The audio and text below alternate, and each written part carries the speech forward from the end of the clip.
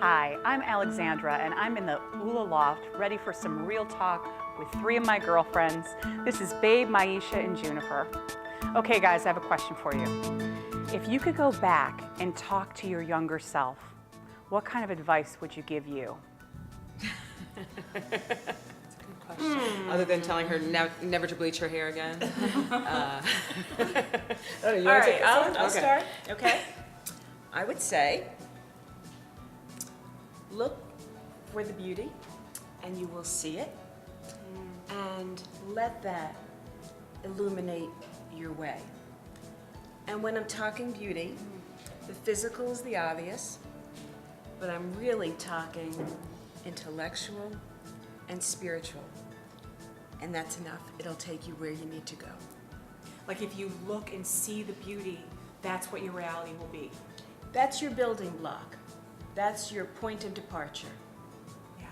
So is it more about focusing on the positive?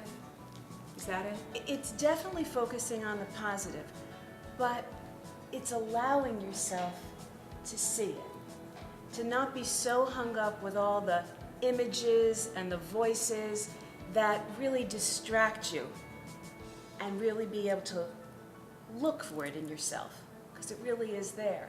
It's just sometimes it's so hard to see. So hard.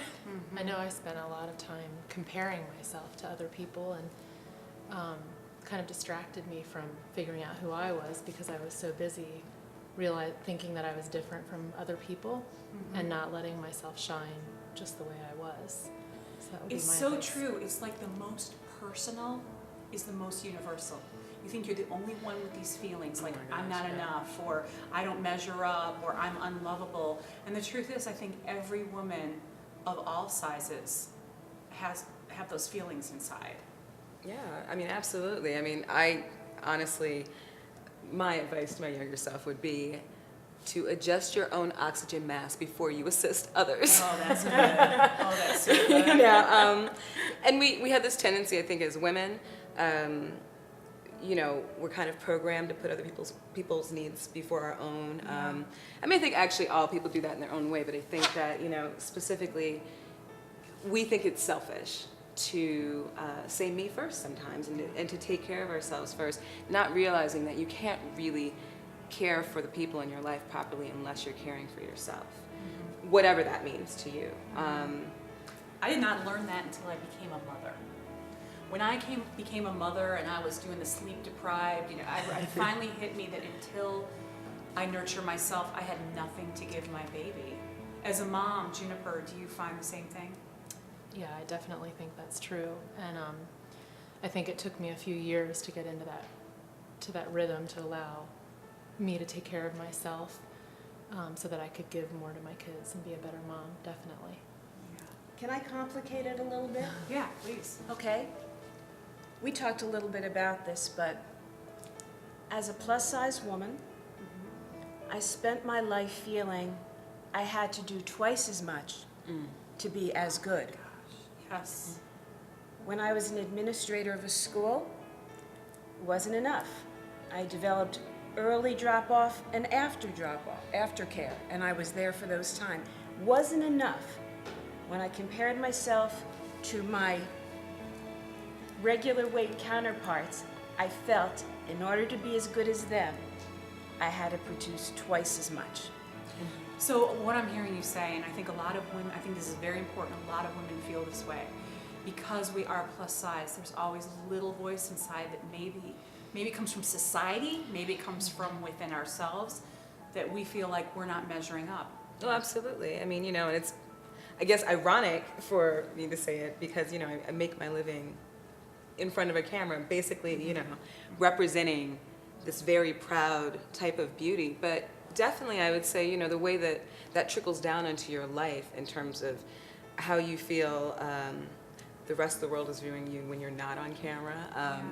The things I've settled for in relationships, professionally, basically feeling maybe that I'm not as entitled to the same respect or consideration that any other person would be.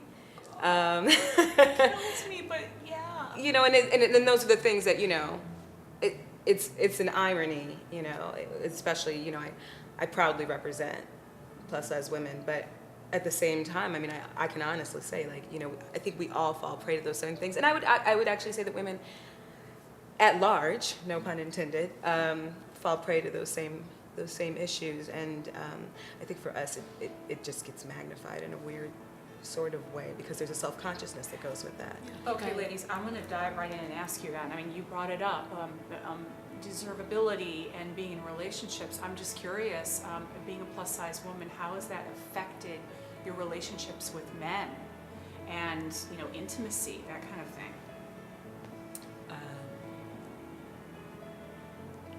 Well, it depends on the man. I would have to say. Yeah, I think it depends on who your partner is. I think but I do firmly believe that you teach people how to treat you. Mm-hmm. And one thing that became very clear to me, probably later than I wish it had, but was very much that the love that I have constantly, the love and validation that I've constantly been seeking, you know, whether it be from a public, you know, I mean, I'm a performer as well, so from an audience at large, I have to be that example. Like that starts with me, and it's hard. It's the hardest thing. Actually, that's been harder than getting anybody else to love me. Was me getting to a place where I didn't need that, and I didn't think my life was going to begin when that started to happen. So how did you achieve that self-acceptance in your life? I mean, I think I'm sure you guys have totally different answers to this. Yeah. For me, it became in being brave enough to be with myself. And Juniper, what about you? I feel very blessed that I've been married 18 years now. That is a blessing. Yeah, my husband's my best friend and has always been my biggest fan and just loves me no matter what my size. I think he just loves me for me. So that's been a blessing in my life. But I also think I'm more hard on myself than other people are, and so I feel like a lot of times I missed out maybe on opportunities because I didn't feel comfortable in my own skin. Yeah. That's something we really address with ULA, is the idea that feeling beautiful is empowering, and that, you know, in order to show up in your life, sometimes you do have to start from the outside to allow the inside to come through and sort of match it. Sometimes you have to get the outside out of the way. Yeah. Okay, so here's a question. I know I'm jumping all around, but here's a question for you. Do you think that women struggling so much with their weight, do they do it for themselves, men, or other women to see? I'm not even sure we know why we do it anymore, to be honest. I think we get such mixed messages from such an early age. But the overriding theme is whoever you are is not okay. And so our whole life becomes about trying to fix whatever we perceive this problem to be. Yeah. Babe, what do you think? You know, I think you're bombarded by images and sounds and messages from the earliest point, even before you're really aware of what you've internalized. And there's this history and this litany. And so it comes from all sources.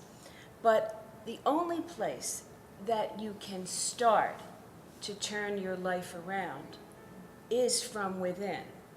It really does have to come from something that calls you, that all of a sudden you feel that I need to make a change for me, otherwise I can't live the life that God wanted me to live, and I can't help the other people in my life move along their course as well.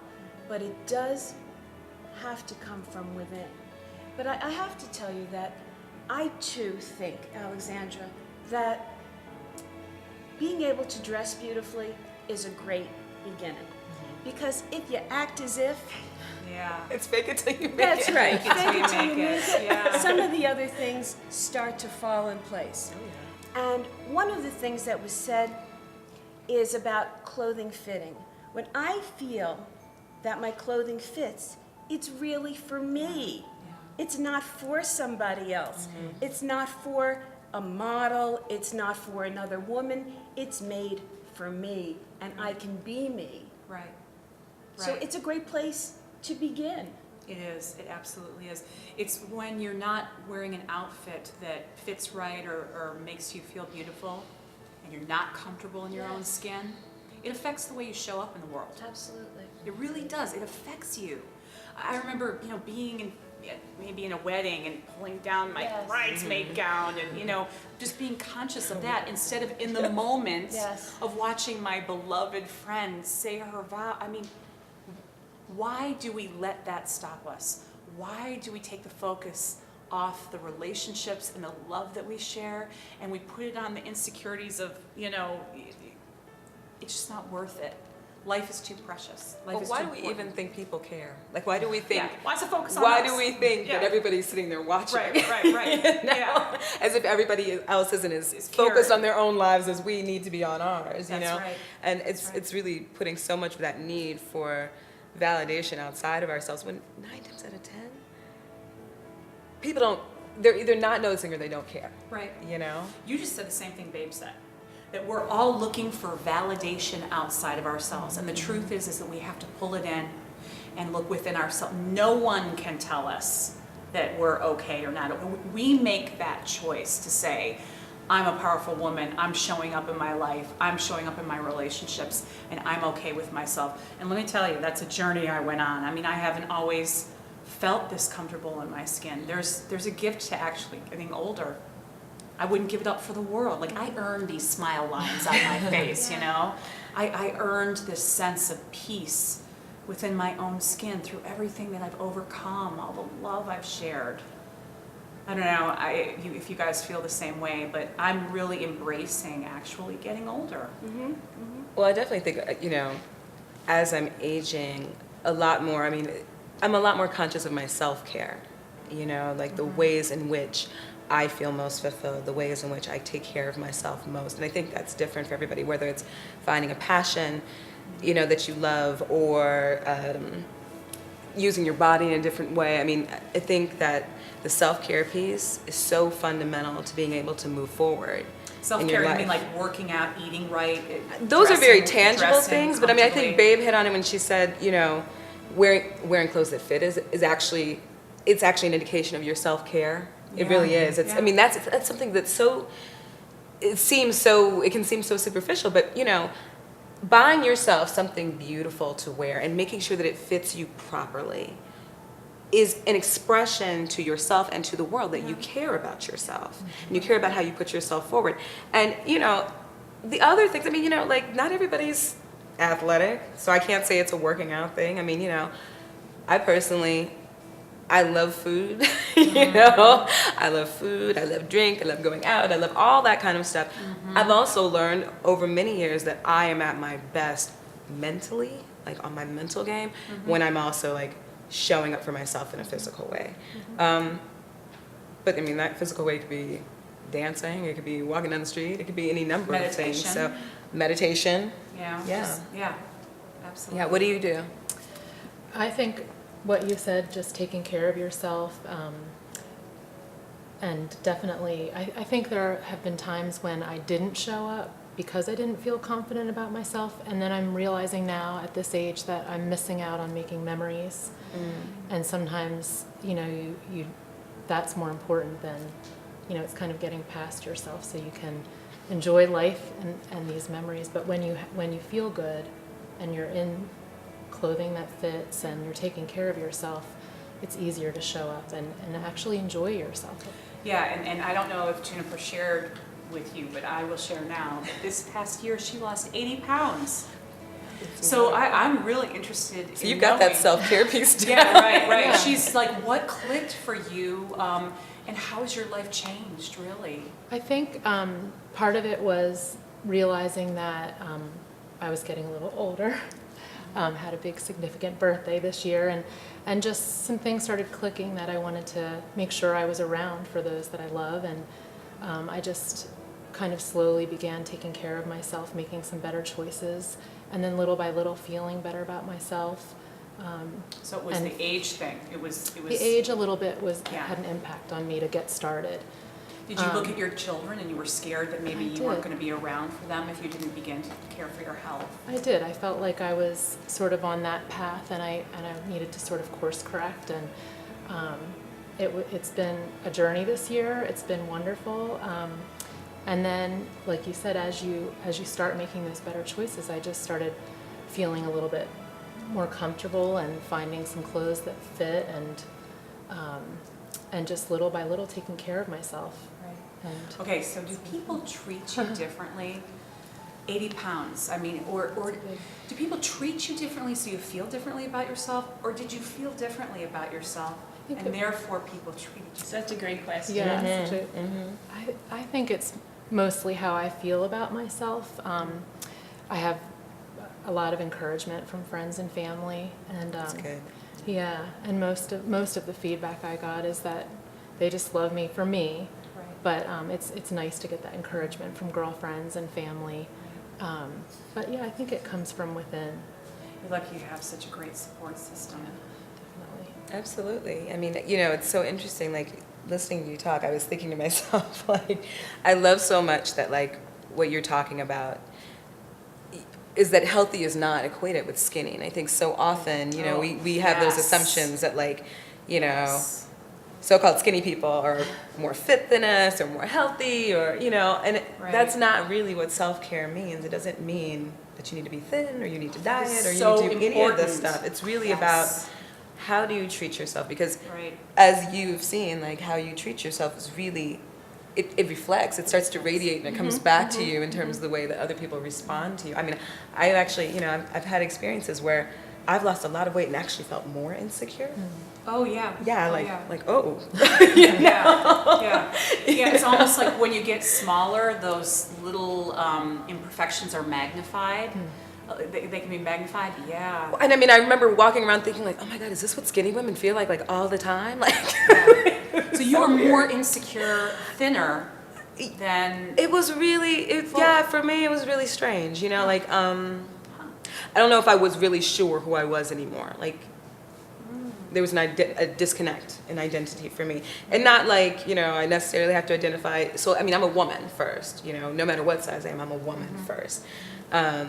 But it definitely called into question just like, okay, so how much these body politics really mean? Because if you know who you are, the size of you doesn't really matter. And what was magnified for me is I had no idea who I was, really. Right. I really resonate to that. At one point, I went on a diet and lost about 40 pounds. And I was never more uncomfortable with myself. I wore a size 10, and that was the number I just magically held up. The magic And number. you know, when I think about it, the reason it was so uncomfortable is because it wasn't me. I was not meant to be really thin, and to maintain that, I had to live a lifestyle that wasn't my lifestyle. It was meant for somebody else. And I think that's really important to balance it against. You have to live the life you were intended to lead. I think it's a really good point. Yeah. That is a good point. Because we all try to put ourselves in these boxes, and we assume do. that, like, there's some one-size-fits-all Yeah. lifestyle, you know, and when it's really about doing the best that you can, which we all are doing all the Right. time. We're all doing the best that we can, and letting those pieces fall where they may, you know what I mean? And forgiving anything that doesn't fit the mold or the expectation, just allowing that, you Right. know? Well, this speaks to authenticity, to really getting in touch with who you are authentically and having the courage to share that, to live that, to walk that path. And it's not always easy because we hear the outside pressure. How does our husband want us to look? You know, how does society want us to look? For me, I would say it's not about a dress size. I echo Maisha and Babe, where I've maybe felt less comfortable with myself when I was smaller. It's about activity. If I'm active, whatever that is for me, if it's yoga, walking, if I'm eating properly, being comfortable in my skin is not at all about a dress size. So, and a lot of women would be shocked to hear that, you know? But that's the truth for me. Some of the fittest women I know are actually plus size women. It's just really interesting. Oh, yeah. Yeah, I mean, I think there's this assumption that Yeah. that a fuller figure means that you don't, there's this misconception that it means you don't take Oh, yeah. care of yourself. Yeah. And the fact is that, like, not everybody's body is meant to, Yeah. Yeah. not everybody's body responds the same to exercise. Absolutely. I Yeah. remember being in an exercise class in New York once, and I was there in it, and afterwards the instructor came up to me, just obviously surprised that I hung in and did so well as a full-figured woman, and she said, you're so pretty. I bet if you lost weight, you could actually model. And I'm like, guess what? Time for a little education, I've been a model for 20 years, So, I mean, people have this idea that when you're big, you can't be fit, you can't be healthy, and hence you Or you can't be pretty, yourself. apparently. I mean, yeah, what does that apparently, mean? yeah, you certainly have to change yourself to maybe, for me as a plus size model, that was what I did and who I was. So, yeah, really interesting. Not everybody thinks that way. I do definitely take exception to, I think we also have to be careful though, because we do this thing to each other as women. And I say this, regardless of size. We do this thing where we try to, I think plus size women in general become so marginalized as a group. It's like, we've had to forge our own paths and, have our own niche. And, in a lot of ways that's been really empowering and really amazing. In other ways, I feel like it becomes really divisive in this way where it's like, we start to classify who's a real woman and who's not. You know what I mean? Yeah. Like, I can tell you right now, like, I was no less of a real woman when I was, like, a size 8 than I was when I was bigger, I mean, and everywhere in between, and my personal journey, I don't believe anybody has the right to qualify for me. What size makes me a real woman? Yeah. What activities make me a real woman or what behavior? I'm a real woman by the virtue of the fact that I'm sitting here breathing in this body. Right, absolutely. Period. Actually, this brings up a whole nother concept. I think the industry has been really struggling. What do we call it? Do we call it full figure? Do we call it plus? Do we call it real sizes? I'm curious, each of you, how you feel about that. If something's offensive, one word's more offensive than the other, you're more comfortable with one word? Lately, I've been loving the word curvy. Yeah. Because it feels so feminine, and it really does describe my body, and it's described it from when I was younger to even now that my curves are more mature and softer. So I like being curvy. Absolutely. I mean, I have to agree, curvy is always my favorite word, too. It's my favorite adjective, especially because of the particular way that I'm shaped. I'm very proud. But I mean, additionally, I'm obviously, working, like our side of the industry, the modeling industry is always called plus, almost exclusively, I would say. And you're right, it has been a struggle lately to find, is there a new term for that? Yeah. And in the long run, does it matter? You know what I mean? Like, does it really matter? I personally, I gotta be honest, I'm annoyed that we even need to qualify it. Yeah, because we call you a plus model versus just a model. Yeah. You're a model, But conversely, I know, just playing devil's advocate, when we call it real sizes, the size 2s are like, wait a minute, does that mean I'm not real just because I'm a size 2? Exactly. That's what I was touching on. But like, nobody's like, gonna look at Juniper and say, "Oh, you're a plus size teacher. You're a plus size writer." Right. And it's kind of like the need to qualify that. Like I would almost rather just be like, "Yeah, I'm a 12-14," than say, if you want to be real about it, like I don't have a problem saying what size I am. Right. Okay, well, I'd rather be plus than be Missy. Missy is like you haven't grown up yet. Yeah. It's true. Yeah, that is true. So let me ask you this. This is kind of a subject, I'm just going to throw it out there. What about the fact that women are not supportive of one another? What has happened to kind of the sisterhood support? I mean, why do we do this to one another? I'm not sure I know the answer to that, but I want to say this about the four of us. I can't believe what a sisterhood we have formed. I can't believe the words of encouragement and empowerment and kindness and that have gone on back and forth, back and forth. And I've got to say that I feel so good to be part of this sisterhood. And fantastic. Keeping it real in the Ula Loft. Yeah, it's true. It's true. Yeah. Well, I think when women get together and they connect their hearts, all sorts of possibilities, you know, and magic happens. So I'm grateful that we had the chance to have another wonderful connection in the Ula Loft. Absolutely. I do think there's another side to it. I think that other side is that we get how valuable that level of encouragement is, and therefore we're generous with it. I wouldn't trade that. I wouldn't trade the growth that I've experienced on this journey as being a plus-size woman, because if it connects me and if it allows me to be kinder and more encouraging to my sisters, then it's been worth the journey. And it is a journey.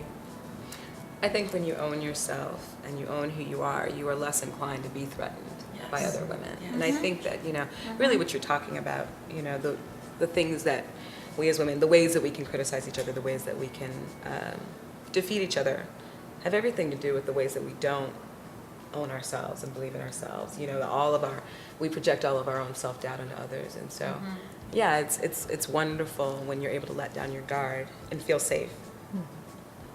Touché. Yeah, that's a great point.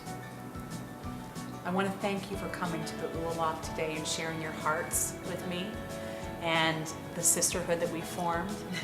So this is Alexandra with my guests, Babe, Maisha, and Juniper. Speaking from the Ula Loft, where feeling beautiful is always empowering.